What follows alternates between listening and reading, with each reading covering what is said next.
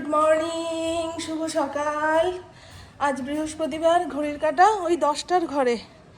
সকালবেলায় অনেক যুদ্ধ করে এই আটিয়ালা আম কাটলাম, আচার দেব বলেছিলাম। 4খানা আম আনবে, ওই আম তেল দিলে বর্ষাকালে মুড়ির সঙ্গে আম তেল দিয়ে মেখে খেতে পারবো।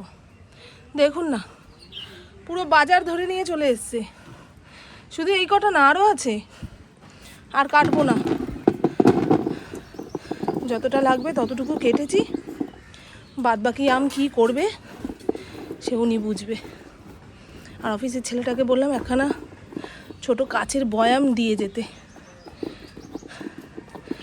এই আমটা দিয়ে মিষ্টি আচার বানাবো। এখন আম বেশি এনে ফেলেছে তো কি করব বলুন তো? হ্যাঁ, কতবার বলে গায়ের জ্বালা মেটাবো, তার তো কানেও লাগছে না। আমি বলেই যাচ্ছি, বুঝেছ? তাই ভাবলাম থাক, একটা প্যাকেটের আম কেটে কুটে ব্যবস্থা করি, আর একটা প্যাকেটে যে আম আছে ওটা কাউকে দিয়ে দেবে ইন্দ্র। এই যে আমি প্রথমবার বানাচ্ছি ভাই এই মিষ্টি আচার। কেমন হবে কি হবে জানি না। আম তেল দেওয়া তো সহজ।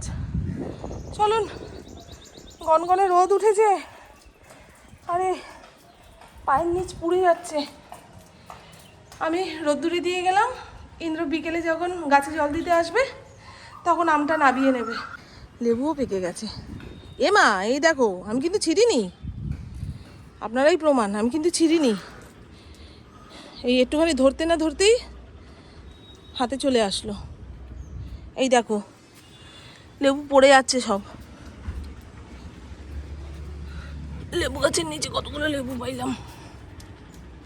এবার তো চলুন, গোলাপি জবা গাছে অনেকগুলো ফুল ফুটেছে।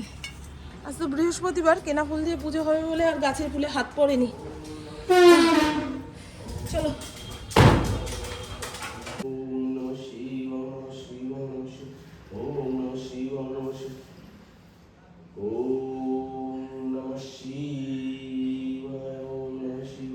আর এই দেখুন বন্ধু, আম কেটে রোদে শুকোতে দিয়ে এসে অতনুর রান্নাঘরটা চালিয়ে দেখলাম যে মিষ্টির আচার কিভাবে বানাতে হয়। ও মা, অতনু বলছে আমের খোসা ছাড়িয়ে লবণ হলুদ মাখিয়ে রোদে শুকাতে হবে 2-2.5 ঘন্টা। আমি তো আমের খোসা ছাড়াইনি, নাহলে নাকি আচার তিতকুটে হয়ে যাবে।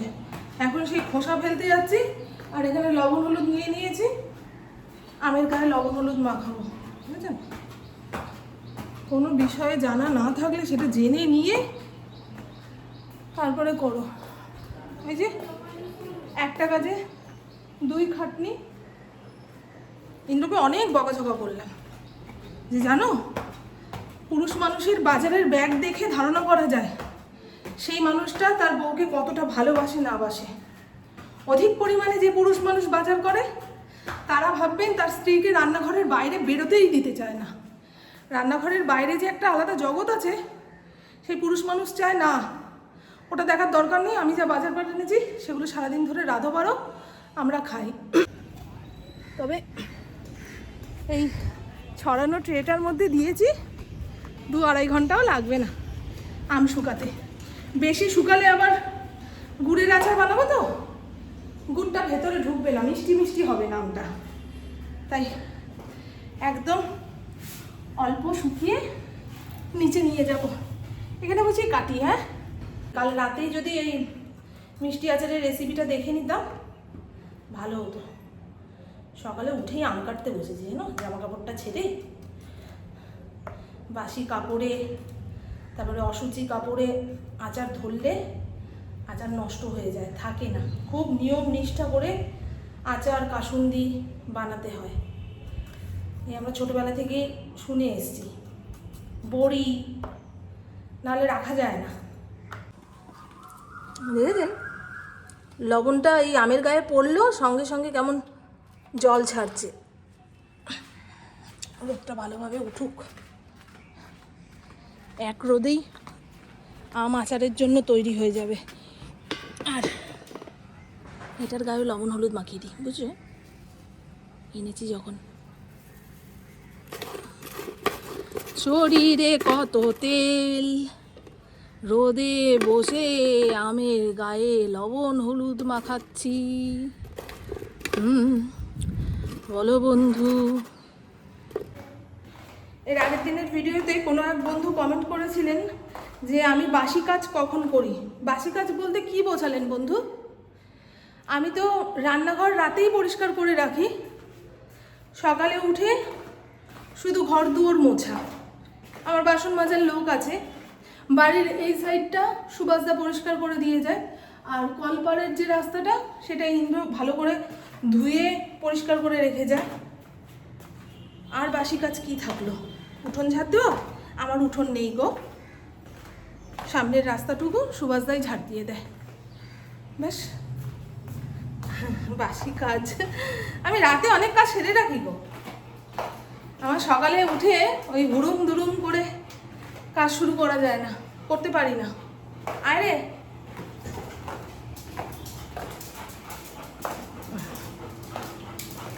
মুখটা কালো হয়ে গেল না? তা আমাদের ওপরের শোয়ার ঘরের বিছানা পুপুই তুলে নেয়। আমি যেহেতু ওর আগে ঘুম থেকে উঠে নিচের ঘরে চলে আসি, তাই ও বাসি বিছানা পাট পরিষ্কার করে বিছানা ঝেড়ে নিচের ঘরে আসে। বুঝতে পারলাম বন্ধু?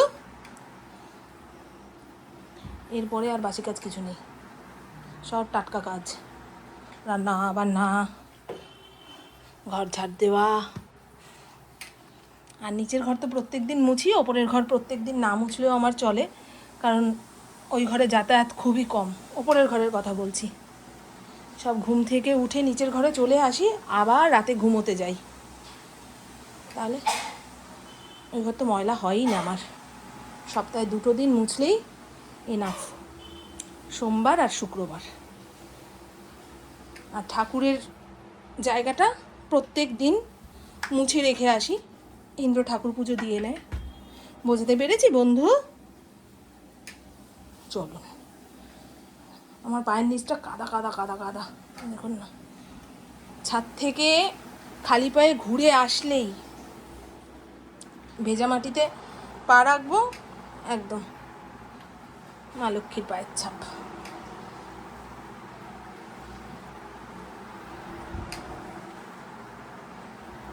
বুকে জিজ্ঞাসা করলাম কি খাবি?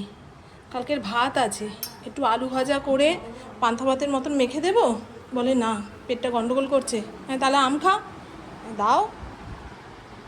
হ্যাঁ না, আমি একটুখানি কিছু খেয়ে নিয়ে রান্নাঘরে ঢুকবো। ইন্দ্র যেহেতু ওই সকালের খাবারে চিনি খায় না, আখের গুড় এনে দিয়েছে। গরমকালে আখের গুড়ের শরবত কিংবা চিনির বদলে যে কোনো খাবারে আখের গুড় ব্যবহার করলে ভালো।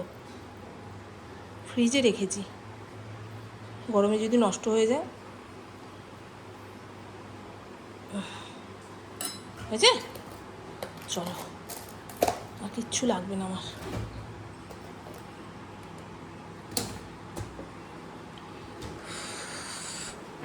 ঘর দুয়ার মুছে চকচকে ঝকঝকে করে নিয়েছি। এই জন্য এটাকে একটু পরে দই দেবো, আগে আমি খাই। এখন পাখার হাওয়া খাবো 10-15 মিনিট, তারপরে যাব রান্নাঘরে। তাহলে বুঝতে পারছেন কত রকম অজুহাত ওই রান্নাঘরে যাওয়ার আগে। এটা করে নিই তারপরে রান্নাঘরে যাব, ওটা করে নিই তারপরে রান্নাঘরে যাব। মোটে রান্নাঘরে যেতেই ইচ্ছা করছে না, কিন্তু পেট মহাজন তো মানবে না। সময় মতো ঠিক ডাক খোঁজ নেবে, কিরে কখন খেতে দিবি। আবার পেটে খিদে থাকলে মাথা কাজ করে না, এমনি মাথা কাজ করা বন্ধ করে দিয়েছে গরমের জন্য। সামনে চুলটা কালার করলাম। আমার একটা শ্যাম্পু হেয়ার ডাই রয়েছে, যেটা ব্রাশে করে একটু নিয়ে লাগিয়ে সঙ্গে সঙ্গে স্নান করে আসবো, ব্যাস পাকা চুল উঠাও। এই সামনেরটুকুই করি, সারা চুল করলে না আরও যেন পেকে যায়। ওই করেই তো পাকলো গো। আগে কয়েকটা ছিল, এই হেয়ার ডাই দিতে দিতে ফুল পেকে গেছে। আর ভেতরের চুলগুলো কালার করি হেনা দিয়ে। সে যাই হোক, আমার পুকুর পেটটা খারাপ করেছে। অতিরিক্ত শীতে, গরমে, আবার অতি বর্ষায় ওর পেট গন্ডগোল করে। আমার আবার অতি শীতে, অতি গরমে, অতি বর্ষায় মাথা যন্ত্রণা করে। আজকে এখনো পর্যন্ত ঠিক আছি, তবে এই লাইটটা জ্বালিয়ে রেখেছে তো নিচের ঘরে বসেও শান্তি পাচ্ছি না। বললাম না, সারা বাড়িতে এই নিচের ঘরটাই একটু শান্তির জায়গা, ঠান্ডা। কিন্তু এই যে পুপু পড়তে বসেছে, লাইট ফাইট জ্বালিয়ে, তাকাতে পারছি না। চলুন, হ্যাঁ আজকে কি রান্না করবো বলুন তো? গোটা বড় একটা পেঁপে এনেছি, ওই পেঁপেটা দিয়ে শুক্তো করি, কিন্তু কাটতে সময় লাগবে। এই ঘরে এনে কাটি, পেঁপে দিয়ে শুক্তো করব। আর দেখি ফ্রিজে কি আছে, মাছের মাথা আছে, কালকে বলেছিলাম মাছের মাথা দিয়ে একটু মুগ ডাল করব, অল্প একটুই করবো একবেলার। এই গরমে আবার মুগ ডাল খেয়ে হজম করা যাবে না, তবুও ভালো মন্দ তো খেতে ইচ্ছা করছে, আবার পেটও সাই দিচ্ছে না। কোন ফাপড়ে বললাম, এই যে এইটুকুই মাছের মাথা আছে। এবার টু এনে খা।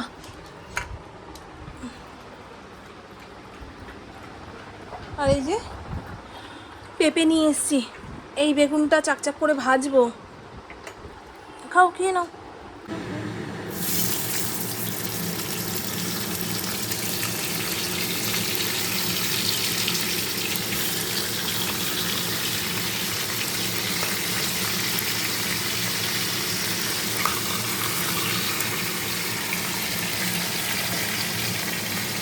সিদ্ধ করা মুগ ডালটা একটু গ্যাসের উপরে বসিয়ে গরম করে নিচ্ছি। ঠান্ডা ডাল সোমবারের মধ্যে দিলে ওপর দিয়ে তেল ভেসে ওঠে। আর এখানে কড়াইয়ের মধ্যে পরিমাণ মতন তেল দিয়ে নিয়েছি। তেলের মধ্যে সোমবার দেব গোটা শুকনো লঙ্কা, গোটা জিরে, আর এই যে এক টুকরো হিং। এখানে রয়েছে একটা গোটা টমেটো কুচিয়ে রেখেছি, আদা আর রসুন, যাতে মাছের আষ্টে গন্ধটা ডাল থেকে না বেরোয়। দিয়ে দিলাম জিরের গুঁড়ো, লঙ্কার গুঁড়ো, কাঁচা লঙ্কা দেবো না, অল্প একটু লঙ্কার গুঁড়োতে যেটুকু ঝাল হয় হবে, আর হলুদ গুঁড়ো। এই সমস্ত মশলা সুন্দর করে কষিয়ে নিতে হবে। মশলাটা বেশ সুন্দর ভাজা ভাজা হয়ে গেছে। এবারে আগে থেকে লাল করে ভেজে রাখা মাছের মাথাটা এই মশলার মধ্যে দিয়ে ভালো করে কষিয়ে নেব, যাতে সব দিকে মশলাটা ঢোকে। মাছের মাথাটা বেশ ভেঙে ভেঙে মশলার সঙ্গে কষিয়ে নিয়েছি। এবারে এটার মধ্যে আগে থেকে সেদ্ধ করে রাখা মুগ ডালটা ঢেলে দেবো।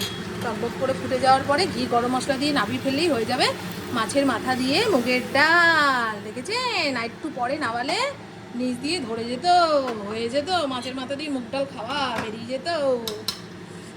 পার্সেল নিতে গেছি, ব্যাস এদিকে ডাল যাচ্ছিল ধরে। আরও 10টা হাত দিলে ভগবান ভালো হতো গো। মিশো অ্যাপ থেকে কিছু পার্সেল এসছে, কি এসছে কে জানে।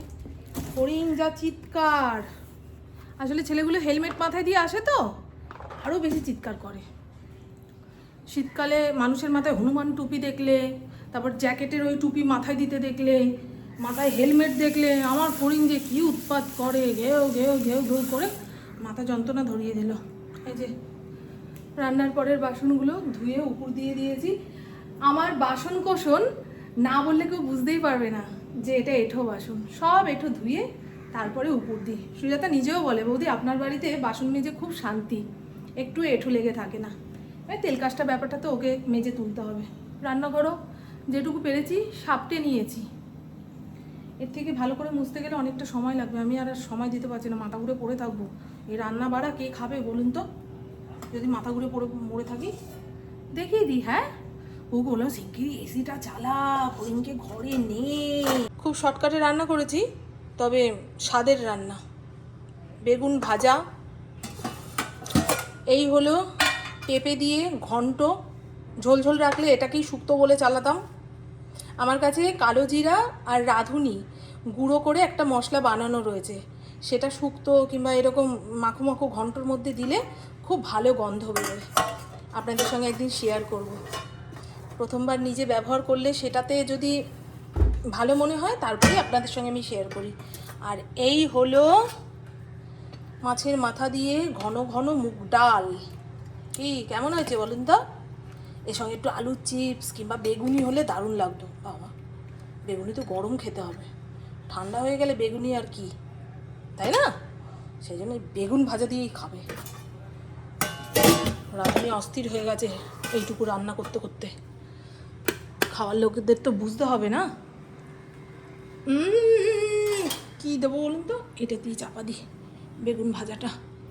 দেখাই, হ্যাঁ, বাইরের রোদ্দুরটা। ওরে বাবা রে, 2 মিনিট দাঁড়ালে টাক ফেটে যাবে, এই রকম রোদ্দুর। রাস্তায় জনপ্রাণী নেই, সেটাও তো দেখাতে হবে না? বুঝলেন? একটাও প্রাণী দেখতে পাচ্ছেন? মানুষের কথা বলছি না, প্রাণীর কথা বলছি, প্রাণী। রাস্তা দিয়ে কত কুকুর বেড়াল হাঁটাহাঁটি করে, কেউ নেই, কেউ নেই। শুধু এই পাশের বাড়িতে কতগুলো রং মিস্ত্রি দাদা মাথায় গামছা বেঁধে গরমের মধ্যে বাড়ি রং করেই যাচ্ছে। ওই দেখুন, বুঝেছেন? কি বলুন, এই আসছে আমার প্রভু, আসছে প্রভু, আসছে। শ্বশুরবাড়ির দিকে যাচ্ছিলে নাকি? এই দুপুরবেলা মিষ্টি হাতে ঘরে ঢুকলাম, শ্বশুরবাড়ির গেট বন্ধ, তাই মিষ্টি নিয়ে যেতে পারিনি গো, কিনে বাড়ি নিয়ে চলে আসতে হয়েছে। কালকে কত আশা নিয়ে ফ্রিজ খুলেছিল, একখানা মিষ্টি রেখেছে সেটা খাবে, আমি তো খেয়ে নিয়েছি। আমার মিষ্টির নেশা লেগেছে, আমি খেয়ে নিয়েছি। না, এই যে দিচ্ছি ফড়িংকে দই দিয়েছি, পেট ভরে দই খেলো তো। বাবা মিষ্টি দই এনেছে। এই মিষ্টি যে ইন্দ্র কি ভালো খায় প্রত্যেক দিন, এটাকে কি বলে গো? লট চমচম। আমি মিষ্টি ভালো খেলে কী হবে, কোনো মিষ্টির নাম জানি না। এই মিষ্টি এনেছে, এই মিষ্টি এনেছে। তুমি কি বিকেলে রাস্তায় বেরোবা না? তাহলে এখন মিষ্টির দোকান থেকে মিষ্টি এনে রাখলে ও বিকেলে খাবে গো। চলো, কেমন লাগছে আমাকে? কালকের তুলনায় ভালো লাগছে। সিঁদুরটা দিয়েছি, গুঁড়ো সিঁদুর। মুখে কি কপালে টিপ রাখা যাচ্ছে না, সিঁদুর রাখা যাচ্ছে না। 10 বার গামছা দিয়ে মুখ মুছছি। চলো।